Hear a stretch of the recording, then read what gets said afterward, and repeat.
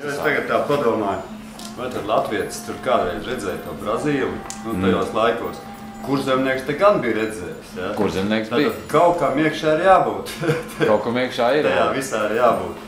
Un vai tad nebūtu slikti, ja mēs Brazīļiem kopā vai kādiem citiem? Vai tad mēs sliktāki? Pulsa efekta uzstāšanās dziesmu svētkos. Ar kalējiem. Man tas vienkārši iedvesmoja, jo tas bija pēdējā brīdī un mēģinājumi notika pēdējā nedēļā un vienkārši ar tik interesantiem paņēmieniem, kāds es nebiju redzējis. Un kopš tā brīža es mēģinu izdomāt savienot tubulāru pels caurules ar ērģeļu stabulē vienlaicīgi, kad es varu viņai gan iepūst, gan uzspēlēt. Es tieši no tā iedvesmoju.